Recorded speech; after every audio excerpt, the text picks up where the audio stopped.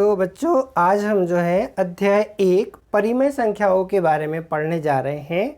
और परिमेय संख्या क्या होती है? परिमेय संख्या वह संख्या होती है जिसे p/q के रूप में लिखा जा सकता है, परंतु q 0 के बराबर नहीं रहना चाहिए, यानी q का मान 0 नहीं होना चाहिए। यदि q का मान 0 हो गया तो वो जो है परिमेय संख्या नहीं होगी। जैसे हमने लिखा 5, उदाहरण दे देते हैं हम इसमें कि ये 5 ये भी एक परिमेय संख्या है, 8/17 ये भी परिमेय संख्या है, 9 बटे अगर 0 लगा देंगे तो ये परिमेय संख्या नहीं होगी, क्योंकि ये 0 नहीं होना चाहिए q का मान। अब आप सोचेंगे कि ये 5 के बटे में कुछ है ही नहीं, फिर भी परिमेय संख्या कैसी? इसके बटे में 1 लगा दो, 1 का भाग देने पर यह एक परिमेय संख्या के रूप में हो जाती है। तो 1, 2, 3, 4, 5 ये सब परिमेय संख्याएं हो सकती है। इसमें 1 लगाओ, 2 लगाओ, ये कुछ भी लगा दो, ये सब परिमेय संख्याओं के अंतर्गत आती है, यानी होगी चाहिए परिमेय संख्या। अच्छा, परिमेय संख्याओं के बारे में, क्योंकि हमें इस अध्याय में परिमेय संख्याओं में जोड़, घटाना, गुणा, भाग सब संक्रियाएं करना है, इसलिए ध्यान से देखिए। ये p/q के रूप में परिमेय संख्या होगी। मान लो 3 बटे हो गई, 4 हो गई, तो ये परिमेय संख्या धनात्मक भी हो सकती है, ऋणात्मक भी हो सकती है। जैसे मान लो ये लगाया हमने, तो ये जो है ये परिमेय संख्या तो है, ऋण 3/4 ये परिमेय संख्या है, मगर ये क्या हो गया? ऋणात्मक। या इसको हम 3/4 ऐसा लिखे तो भी यह ऋणात्मक परिमेय संख्या होगी। और यदि हम यहाँ पे ऋण 3/4 लिखे तो ये धनात्मक परिमेय संख्या होगी। क्यों होगी धनात्मक परिमेय संख्या? क्योंकि ये ऋण क्या हो गया? कट जाएगा, ऋण तो ये क्या हो गया? धन। तो इस प्रकार से ये परिमेय संख्या धनात्मक भी होती है और ऋणात्मक भी होती है। तो इस प्रकार से इन परिमेय संख्याओं के बारे में जो है हम अध्ययन कर रहे थे। अब हम आते हैं इन जो है प्रश्नावली 2.1 पर आते हैं। तो 2.1 जो है प्रश्नावली हमारे लिए, देखिए क्या कैसे हल करना है हमें।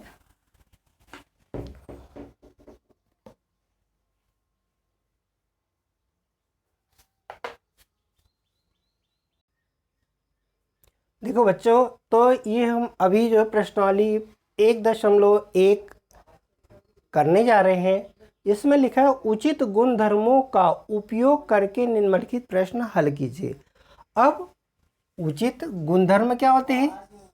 ये उचित गुणधर्मों के बारे में बताया गया, तो ये हमने यहाँ पे नोट करके रखा है। ये क्रम विनिमय नियम, दूसरा साहचर्य नियम या साहचर्यता का नियम, वितरकता का नियम, ये 3 नियमों पर आधारित जो है ये गुणधर्म है इनके, इन पर आधारित इन सवालों को हमें हल करना है। क्रम विनिमय नियम क्या होता है? यानी यहाँ पे a धन b है तो हम b धन a करें तो कोई अंतर नहीं पड़ता। जैसे 2 में 3 जोड़ेंगे तो भी 5 आएगा, और 3 में 2 जोड़ेंगे तो भी 5 आएगा। यहाँ साहचर्य नियम में पहले देखिए आप a बाहर है, फिर b धन c एक कोष्टक में है, और अगली बार जब इनको हल करेंगे तो a धन b जोड़ेंगे, और फिर उसके बाद में c को हल करेंगे, जोड़ेंगे, तो उसके योगफल में कोई अंतर नहीं आता।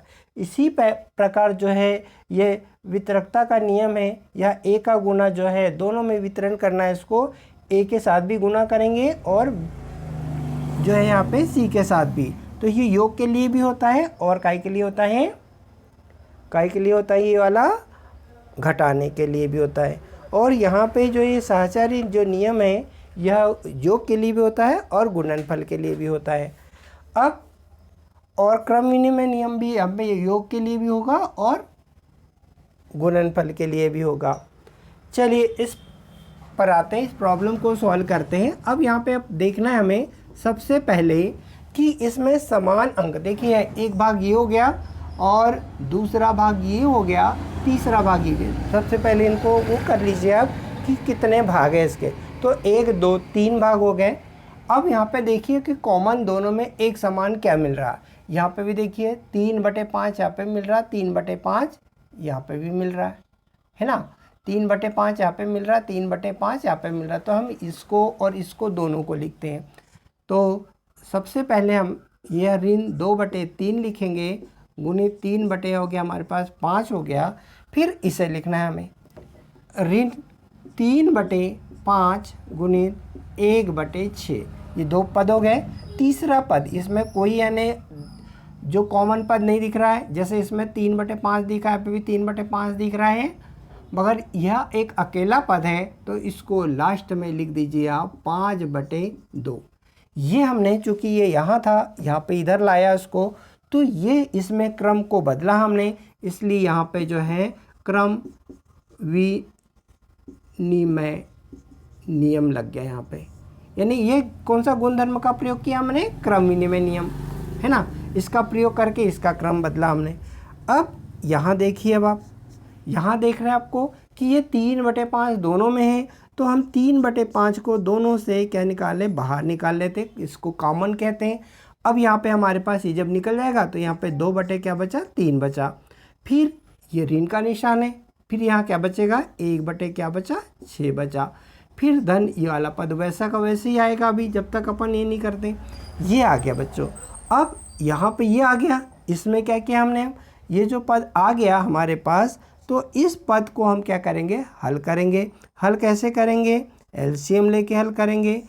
एलसीएम क्या आएगा? इन दोनों का गुणा करना होता है, या फिर ऐसा देखा जाता है कि ऐसी संख्या लेना होता है कि जो दोनों का भाग चला जाए।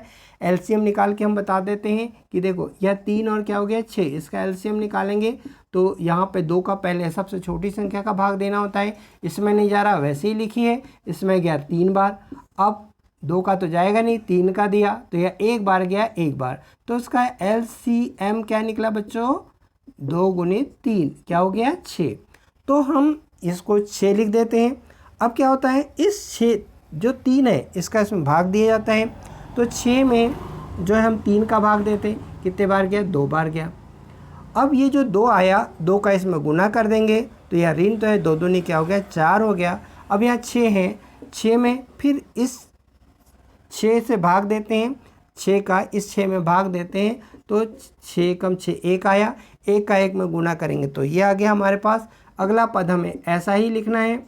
फिर अब देखो यहाँ पे, इसके पहले वाले वीडियो में हम बता चुके हैं इन चिन्हों के बारे में कि ये ऋण ऋण है तो क्या कर देते हैं? जोड़ देते हैं, और जोड़ने के बाद बड़ी संख्या के सामने का निशान लगा देते हैं। तो 4 और 1 क्या हो गया? 5 हो गया, ये 4 के आगे का निशान लग गया, और यहाँ पे आ गया 5 क्या हो गया हमारे पास? 2।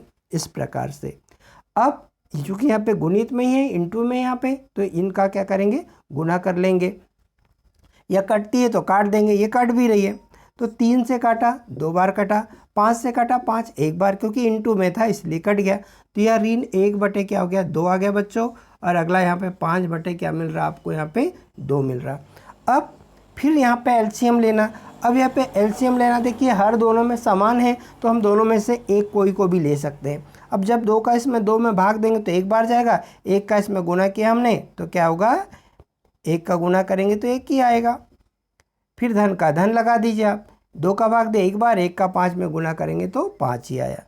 अब या फिर धन ऋण आ गया तो क्या करेंगे? 5 में से 1 घटाएंगे तो यहाँ पे आ गया आपके पास 4, और बड़ी संख्या के सामने का चिन्ह तो ये ऋण लगेगा नहीं, यहाँ पे आ गया 2। फिर काटो, 2 1 कम 2, 2 दूनी 4, तो ये क्या आ गया? 2। इसका आंसर कितना आ गया? 2। तो इस प्रकार से हम जो एक क्रम विनिमय नियम का उपयोग किया। और यहाँ पे देखिए, ये जो चेंज हुआ यहाँ पे बदला है, यहाँ पे ये माइनस ऐसा हमारे पास ये मिल रहा हमें, यानी यहाँ पे कौन सा नियम लग गया? इसका वितरकता का नियम। तो इस प्रकार से हम इनका प्रयोग कर सकते हैं, और इसको हमने इस प्रकार से सॉल्व कर चुके हैं। अब इसी प्रकार हमारे पास फिर दूसरा भी है, इसमें भी हमें यही काम करना है कि अब यहाँ पे भी देखिए आप, जब इसको हल करने जा रहे हैं तो इसमें भी एक पद हमें समान दिख रहा है, ये वाला एक समान दिख रहा है इसके साथ, और ये इसके साथ भी समान दिख रहा है, बाकी तो ये नहीं दिख रहा है यहाँ पे। तो हमें पहले इसमें क्रम विनिमय नियम लगाना पड़ेगा। क्रम विनिमय नियम, इस नियम का प्रयोग करना पड़ेगा, क्योंकि इसने बोला कि उचित गुणधर्मों का प्रयोग करना है। अब हमने क्या लिखा यहाँ पे, जब इसको हम हल कर रहे हैं तो ये 2 क्या हो गया? 5 आ गया, गुणित कोष्टक में ऋण 3/7 आ गया। अब इसको आप पहले ले लेंगे, 1 बटे क्या हो गया 14 हो गया गुणित 2 बटे क्या हो गया 5 हो गया। अब इसको ले लेंगे तीसरे पद को, ऋण 1/6 हो गया गुणित 3/2 हो गया। हमने बदल दिया क्रम। अब यहाँ पे देखिए, यहाँ पे दोनों में जो कॉमन मिल रहा ये 2 बटे क्या मिल रहा 5 निकाल रहे हैं हम बाहर, तो यहाँ पे हमारे पास ऋण 3/7 बचा और यहाँ पे हमारे पास 1 बटे क्या बचा है 14 बचा। और अगला पद हमारे पास 1/6 गुणित 3/2 ये बच गया। अब यहाँ पे ये जो लगा या इंटू में है, ये गुणित में है, ये क्या होगा, यहाँ पे वितरकता का नियम लग गया। यहाँ पे इस गुणधर्म का प्रयोग किया तब ये आया ऐसा हमारे पास। अब इससे हम क्या करेंगे, एलसीएम लेके हल कर लेते हैं।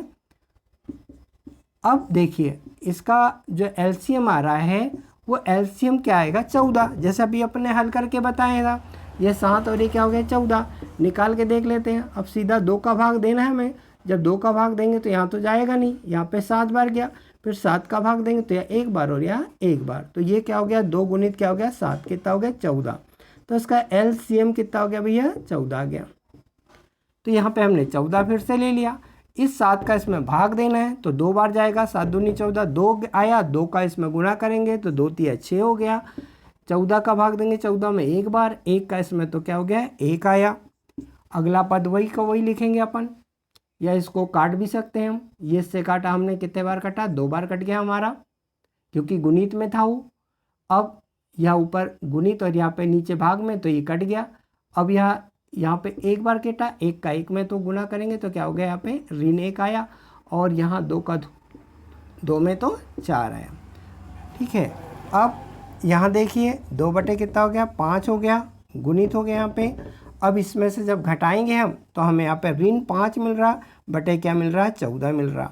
क्यों, क्योंकि यह धन और ऋण है तो घट गया और ये बड़ी संख्या के सामने का चिन्ह लगाया। फिर यह धन ऋण ऋण हो गया, 1 बटे कितना लिख सकते हैं हम 4। अब यहाँ पे कट सकता है तो काट देना है हमें, तो ये कट रहा हमारे पास 5 से 5 1 बार कटा, और ये से कटा कितने बार कटेगा 7 दूनी 14। अब यहाँ पे ऋण ऊपर बच रहा है और नीचे क्या आ रहा है 7, और यहाँ 1 बटे क्या आ रहा है 4 आ रहा। अब यहाँ पे दोनों अलग अलग है तो इन दोनों का इंटू भी करके एलसीएम ले सकते हैं, तो 7 चौक कितना हो गया 28 आ गया इसमें, और इस 7 का भाग देंगे तो फिर 4 बार जाएगा, 4 का इसमें गुना करेंगे तो ऋण 4 आया, और फिर इसका भाग देंगे यहाँ पे हम तो ये कितने बार जाएगा 7 बार, 7 का 1 में गुना करेंगे तो 7 आया। 7 4 हो गया 11, और बटे क्या हो गया 28। जोड़ा क्यों, क्योंकि ये ऋण ऋण क्या हो गया धन हो गया, जोड़ देना है और बड़ी संख्या 7 के आगे का निशान लगाना। इस प्रकार से जो इसका आंसर ये आ गया। तो इस प्रकार से हम इन गुणधर्मों का प्रयोग करके जो है हम इन सवालों को हल कर सकते हैं, है ना। तो थैंक यू बच्चों।